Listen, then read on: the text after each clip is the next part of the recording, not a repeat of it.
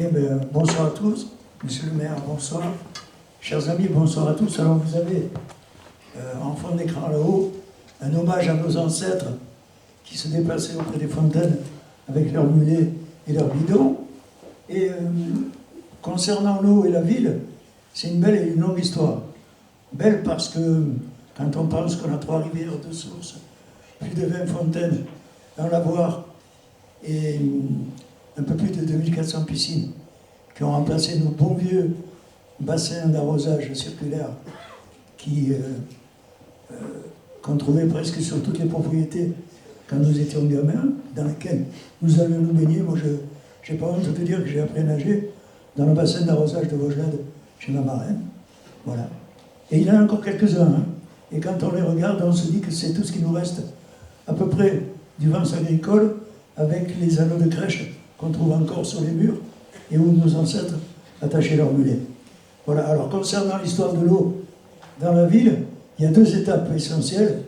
Il y a d'abord ceux qui avaient tout compris, c'est-à-dire les Romains au 1er siècle, qui ont capté l'eau de la Foue et qui ont installé un aqueduc qui descendait de la source de la Foue, c'est-à-dire pas très loin de l'actuel château Saint-Martin, et qui alimentait l'eau, qui faisait descendre l'eau jusqu'à la ville. Et ils avaient fait de Vence, de Vincium à l'époque, une cité thermale. Alors le clin d'œil à la cité thermale, c'est que maintenant vous pouvez aller vous baigner dans la piscine dans la rue de la Foue, mais à l'époque c'était les bourgeois romains qui venaient à Vincium pour prendre les eaux. Et on dit même que Popée, l'épouse de Néron, est venue à Vence pour prendre les eaux, puisque le premier aqueduc a été construit sous le règne de Néron, et il a été réaménagé un petit peu plus tard, à la fin du 1er siècle, sous le règne de Trajan. Donc les Romains avaient tout compris, à tel point que pendant 15 siècles, c'est l'eau de la Foue qui a été l'alpha et l'oméga de tout ce qui se passait en Vence en termes d'eau. Elle servait pour l'hygiène, pour l'arrosage, pour les moulins. Alors les moulins, même si on peut considérer que l'activité des moulins a commencé autour du XIIIe, on peut imaginer que les Romains, qui encore une fois avaient tout compris avant nous, utilisaient aussi des systèmes hydrauliques pour leurs moulins. Mais c'est très peu documenté, donc on s'en tiendra au moment où ils ont capté la Foue. Et puis un petit peu plus tard, la deuxième grande étape nous amène à la fin du XIXe, au moment où les municipalités de l'époque se sont penchées sur la question de l'eau du Rioux, de la source du Rioux. Et à partir de 1870, ils se sont dit peut-être qu'en captant les eaux du Rioux, elles viendraient en complément de la Foue et ça permettrait d'alimenter les maisons. Parce que pendant quasiment 15 siècles, l'eau n'était que dans les fontaines. C'est-à-dire la fontaine vieille, dont il existe encore un vestige dans la rue de la Fontaine Vieille, justement, qui est juste à côté de, pour ceux qui connaissent, Vence Sculpture.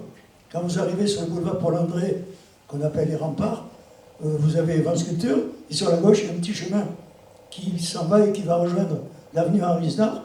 Elle s'appelle la rue de la Fontaine Vieille. Pourquoi? Parce qu'il existe encore à cet endroit les vestiges de la première fontaine à laquelle les Vensois allaient se fournir en eau de la Foue.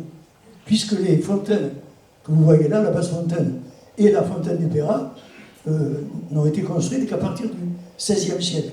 Et si vous voyez le format que vous voyez là, c'est le format de 1822 de la basse fontaine, et qui a été construite en même temps que celle du Pérat, qui datent toutes les deux de 1822, et qui ont donc fêté leur bicentenaire l'année dernière. Un bicentenaire qui a été fêté comme il se doit. Alors les fontaines, évidemment, à partir des 2 fontaines monumentales, ont été construites après, un petit peu partout dans les quartiers de la ville, des fontaines qu'on retrouve encore maintenant. Il y en a un peu plus d'une vingtaine, et elles sont fêtées chaque année à la fête des fontaines au mois de mai. Merci au CEPO qui a créé le festin des fontaines. Alors, concernant l'eau et les agriculteurs, je vous donnerai après quelques chiffres, mais il y a une anecdote qui est très intéressante et qui date du début du XXe siècle. À cette époque-là, la ville, Vence, fournissait même de l'eau à Antibes. Alors, au début du XXe siècle, Vence fournissait de l'eau à Antibes en vertu d'un contrat avec la Compagnie Générale des Eaux, à l'époque, Un procès s'est déroulé en 1916 avec la même compagnie. Je vais vous dire pourquoi. En vertu d'un traité de 1882, la compagnie devait verser à la ville 5 francs par mètre cube qui sortait du territoire. Or, la même compagnie s'était arrangée pour faire un avenant et qui proposait de ne verser que 2 francs à la ville en échange d'un peu plus de pression. La ville ne s'est pas laissée faire, elle a fait un procès, elle est finalement rentrée dans ses droits et la compagnie a dû verser 100 000 francs de l'époque. Et du coup, un autre avenant a été installé sous la municipalité Henri Giraud en 1923. Et là, vous allez découvrir quelques chiffres un peu baroques par rapport à ce que Arnaud vous donnera tout à l'heure. Mais par exemple, un robinet de cuisine de 200 litres par jour en 1923 revenait à 18 francs par an. Un robinet de 300 litres à 24 francs. Un robinet supplémentaire, 9 francs. Un robinet de 250 litres pour 1 à 5 personnes, 27 francs. Un robinet de 350 litres pour 5 à 10 personnes, 38 francs, etc. Donc la ville ne s'était pas laissée faire, elle avait récupéré ses droits, et finalement tout s'était arrangé, comme par hasard, avec la Compagnie des Eaux, et au milieu du XXe siècle, les installations avaient été remises à jour, les vieilles installations en ciment et en poterie avaient été remplacées par des installations en métal, et tout marchait bien depuis le milieu du XXe. Alors concernant les sources, en 1934, la Frou était annoncée à 20 litres par seconde, c'est-à-dire 1200 litres par minute. Le Rioux, qui a été capté donc un petit peu plus tard, aux alentours de 1882, était annoncé à 10 litres 67 par seconde, mais ce qui est important avec le Rioux, c'est qu'il est augmenté par les sourcés qui sont juste à côté et qui permettent d'arriver à un débit de 64 litres par seconde. C'était les chiffres de 1934.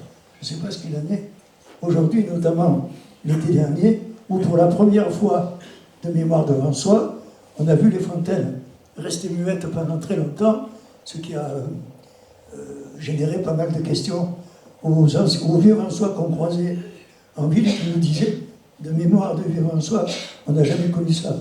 Donc la question qui est posée en générique de la soirée ce soir, y aura-t-il de l'eau au printemps? Probablement que les Romains ne se l'auraient jamais posé, même les Vansois du début du XXe, mais nous sommes bien obligés de nous la poser.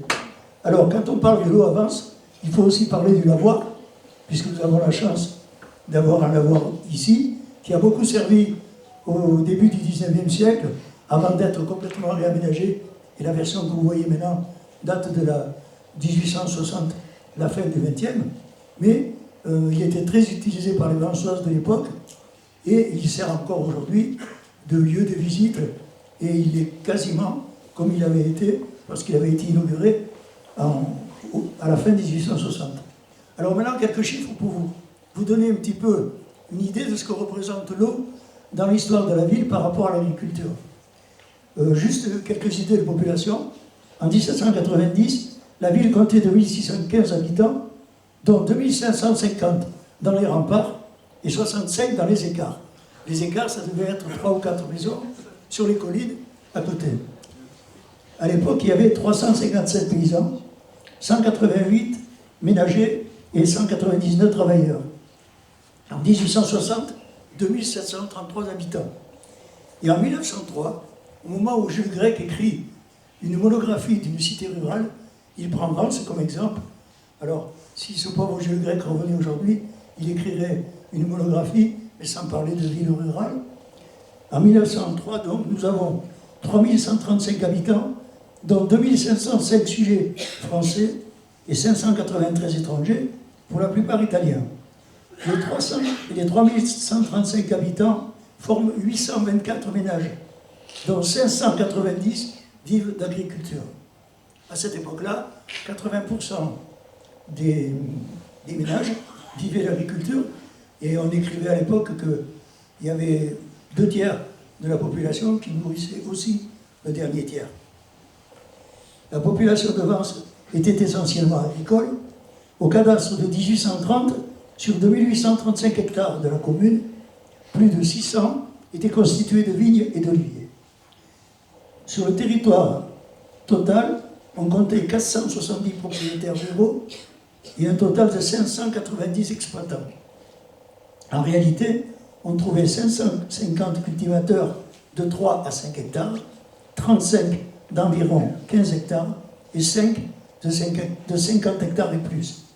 Sur les 12 moulins à huile de l'époque, 5 à Recense, à peine la moitié était encore en bon état et un tiers était en fonctionnement. Sur les 3 moulins à farine du milieu du XXe siècle, un seul est resté ouvert et travaillait à l'époque pour les boulangers. En 1835, la ville comptait 22 moulins. Et ces 22 moulins étaient utilisés en particulier la Foux et la Lubiane, puisque la Lubiane est le seul fleuve dont le cours traverse uniquement la commune de Vence, puisqu'elle rejoint la Cagne juste en dessous du fond de Poutauche, pour ceux qui connaissent. Et un certain nombre de moulins ont été installés sur les bords de la Lubiane. Il en reste certains vestiges. Et en 1904, il y avait en ville 7 fours à pain, 5 pressoirs publics, où les Vensois pourraient aller faire leur pain et leur vin. Alors, par rapport à la population, justement, j'ai fait un rapprochement avec le dernier recensement de 2019, où vous aviez, donc je vous parlais tout à l'heure de 824 ménages. En 2019, nous avions 8738 ménages. Les artisans et les commerçants représentaient 994 personnes, les cadres et les professions intellectuelles 1853, les professions intermédiaires 2178, les employés 2428, les ouvriers 1279, les retraités 5271, sans profession 2348, agriculteurs 18. On était passé de 590 au début du XXe siècle à 18. Pour terminer, un rapprochement avec les logements.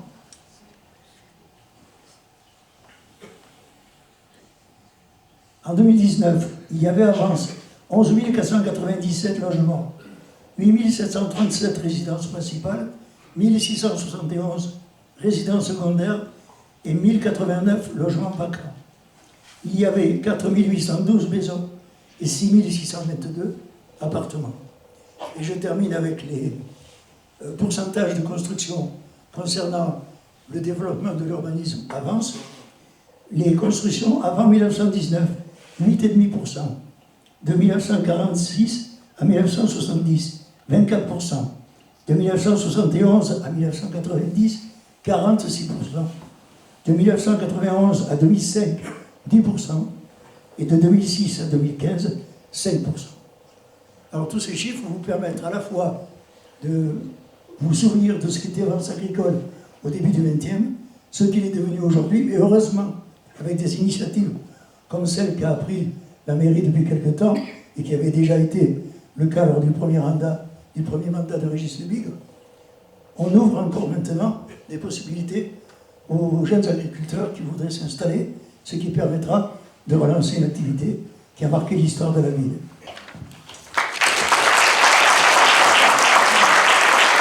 Merci Marc pour l'info.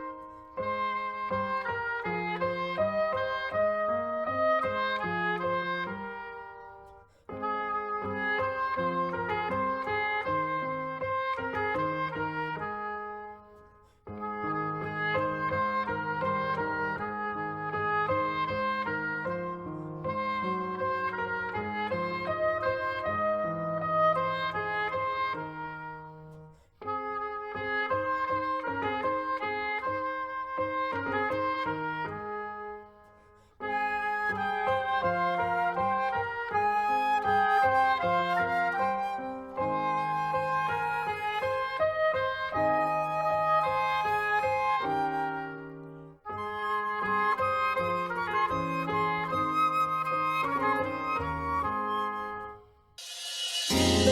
you.